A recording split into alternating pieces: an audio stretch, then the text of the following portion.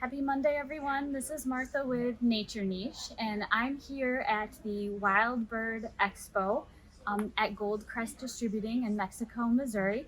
And I'm here with Lizette Summer, and she's going to tell us more about her organization and her awesome friend here.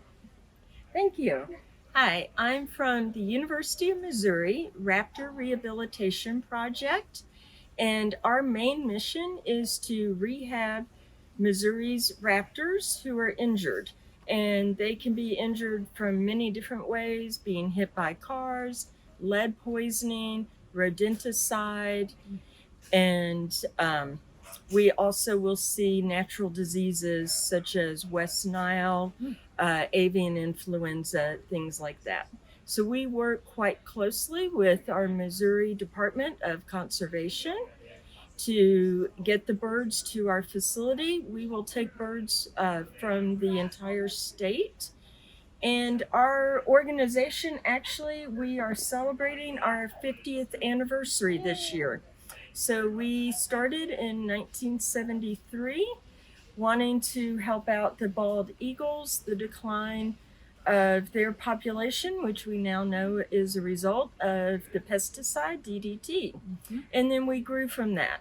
So our main mission is rehabilitation, but we will have some education ambassadors. So that's a bird that you see on my glove right now. Her name is Minnie Pearl, and she is a great horned owl. She came to us as a fledgling. If you'll notice, her right wing is a little bit lower than her left. She has a luxated elbow. So we don't know what exactly caused that, but we were unable to fix the injury.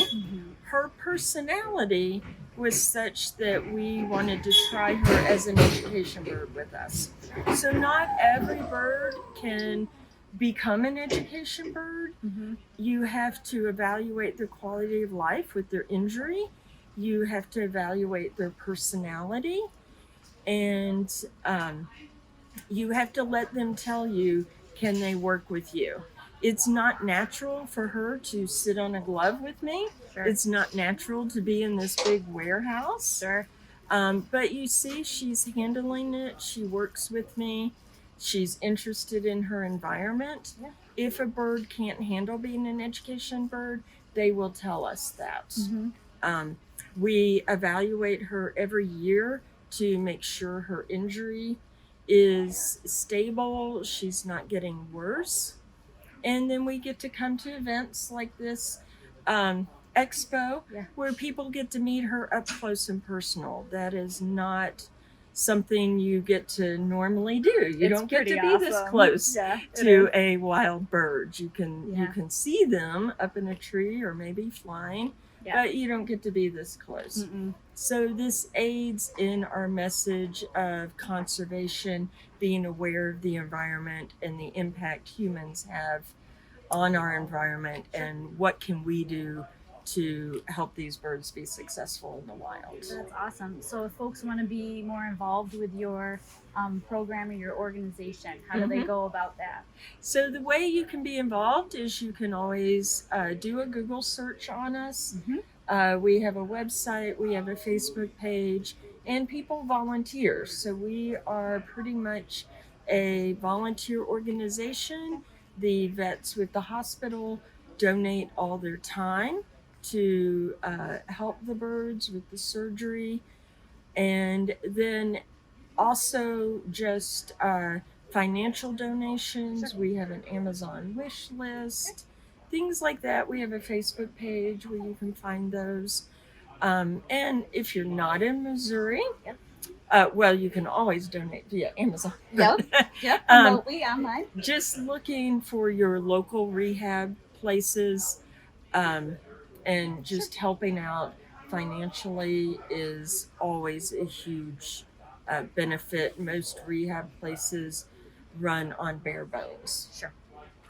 The other thing is just being aware of the environment and what you're causing. Why, is there something you're doing that could hurt these birds? One thing I found really surprising that I didn't think about is, say you're driving down the road and you're eating an apple core, and you're like, oh, Oh. let me just chuck that out the window. It's fine. Degrade, It'll yeah. degrade Yeah. in the environment.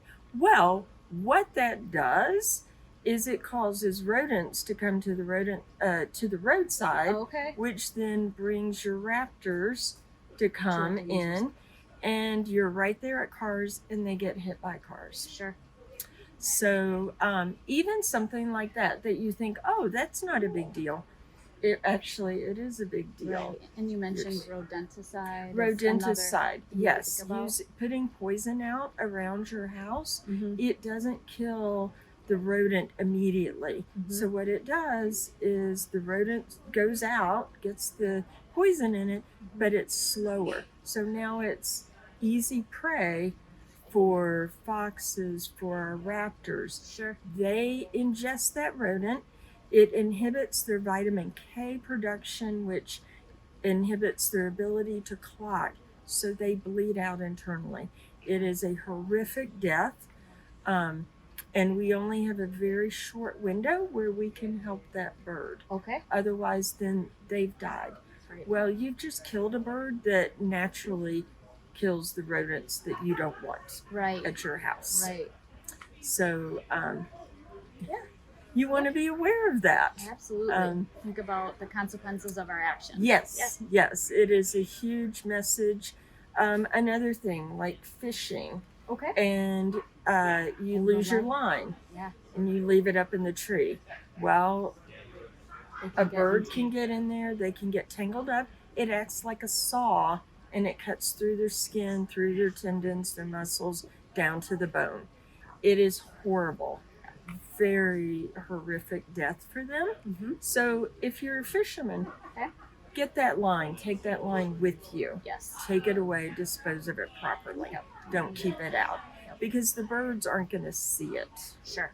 And that's the same.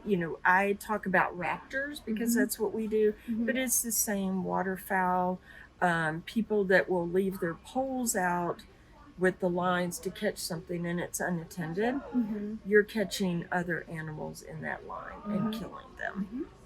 All great ideas of what we can do to make the environment a safer place for them. Yes.